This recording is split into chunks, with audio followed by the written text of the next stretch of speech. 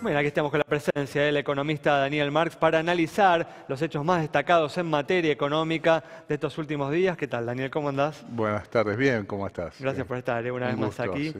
Y como hablábamos en el último bloque, el dólar nos dio un respiro hoy, retrocedió tras haber alcanzado niveles récords en los últimos días de la semana pasada.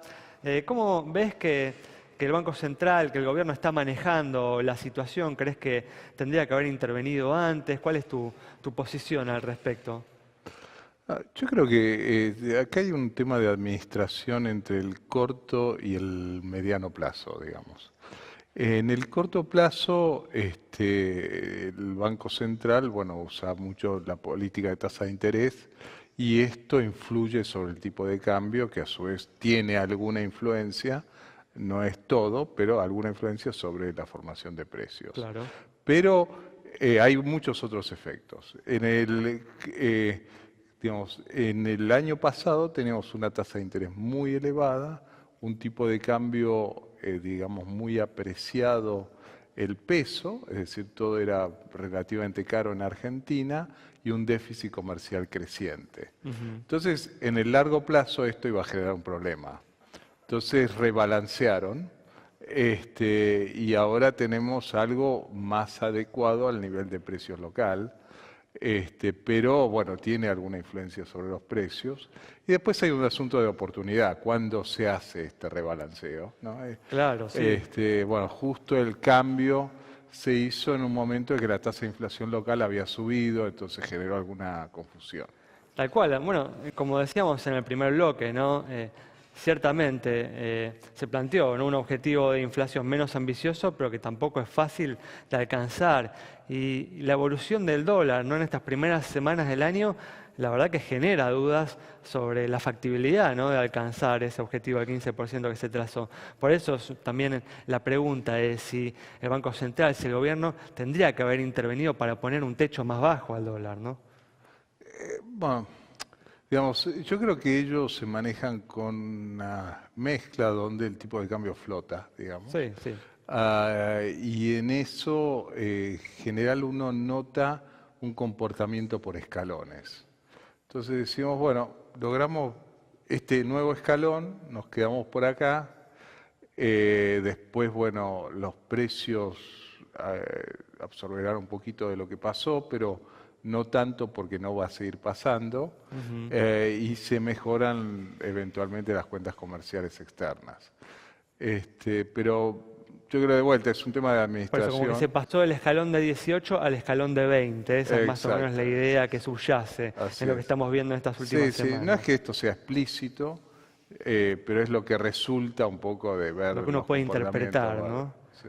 ¿Y vos estás de acuerdo con este manejo que hace el gobierno, que hace el Banco Central, con vistas a cumplir con este objetivo del 15%? ¿O te parece que el objetivo del 15% parece secundario frente a lo que hablabas antes, frente al problema de la competitividad de la economía y el atraso Ah, cambiario? sí, yo creo que, a ver, esto era necesario, no sé si se hizo de la mejor manera y el momento más oportuno, que Ujú. es fundamental acá, y por lo tanto quizás genere no solo la confusión, sino hasta problemas con las metas. Ujú. La meta del 15% es una meta deseable, tiene algún grado de ambición, pero yo creo que la inflación en Argentina sigue siendo muy alta y hay que trabajar fuertemente para bajarla. Pero Pero se puede no hay bajar que la inflación. hacerlo, perdón, no hay que hacerlo solo pensando que el ancla es el tipo de cambio, Claro, porque esa es la sabemos que pregunta, eso ¿no? tarde o temprano va a generar un problema, Claro. si uno no ataca las otras cosas de manera coherente. Entonces, mejor evitar el problema e ir sacando la presión a lo largo del tiempo.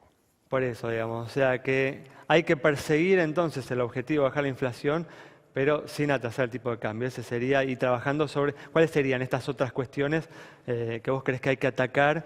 Evidentemente por ahí no se lo está haciendo con la suficiente decisión porque está cayendo mucho, ¿no?, del peso de la reducción de la inflación en el tipo de cambio, ¿no? Sí, bueno, ahí tiene que ver varias cosas, pero entre ellas, como decías, la competitividad y el armado del mercado cambiario. El armado del mercado cambiario era tal donde el Estado tiene un rol fundamental, donde sale a buscar financiamiento externo, porque tiene un déficit elevado, y decide buscarlo afuera. Eso genera una oferta extraordinaria de divisas de corto plazo que presiona para el tipo de cambio para el otro lado. Digamos. La situación internacional, cambiando un poco el foco, se complicó, ¿no?, en las últimas semanas con una suba, ¿no?, en la tasa de interés del bono del Tesoro de Estados Unidos, que por ahí es la tasa de interés de referencia internacional, que alcanzó, ¿no?, un máximo en 4 o 5 años. ¿Vos crees que esta situación se va a estabilizar o puede complicarse más para la Argentina? A ver, veníamos de tasas de interés extraordinariamente bajas. Se estaba buscando una normalización y yo creo que las actuales están dentro de lo que uno puede entender más la normalización. Argentina es un país que, por otro lado, tiene mucha dependencia de los flujos externos. Por eso, Entonces, ¿no?, la tasa de interés afecta. tal cual. Pero yo creo que no está para volver donde estaba antes. Entonces, bueno, hay que adaptarse a las nuevas circunstancias.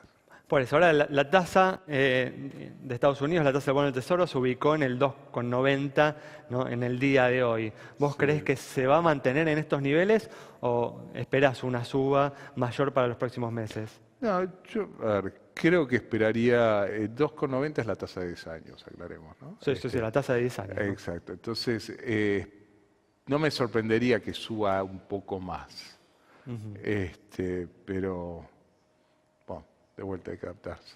Pero por eso, la estás viendo, digamos, no más allá del 3, 3,5. Sí, así es, sí, por eso. Pero no es que le estás viendo más allá del 4%. No, por ahora no. O sea que esto, imaginás que no debería tener un impacto negativo importante sobre la situación, sobre la macroeconomía argentina. No tanto como efecto externo, siempre y cuando nosotros sigamos haciendo un poco las correcciones de los desequilibrios que veníamos acumulando. ¿Y estás de acuerdo con el ritmo con el que se vienen corrigiendo estos desequilibrios, los objetivos que se han planteado fiscales para este año, por ejemplo? Sí, yo creo que lo fiscal sí.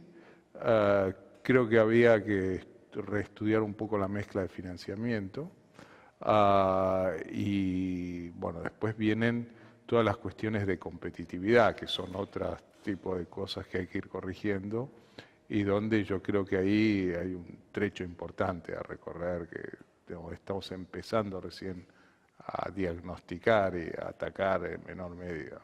Por ejemplo, digamos, ¿qué se puede hacer para mejorar la competitividad? Bueno, me imagino que una de las áreas en las que se lo ve al gobierno con dificultades es el área de la reforma laboral, ¿no? Sí. Argentina tiene una economía de funcionamiento muy rígido comparado con el resto del mundo y lo que demandan los tiempos actuales.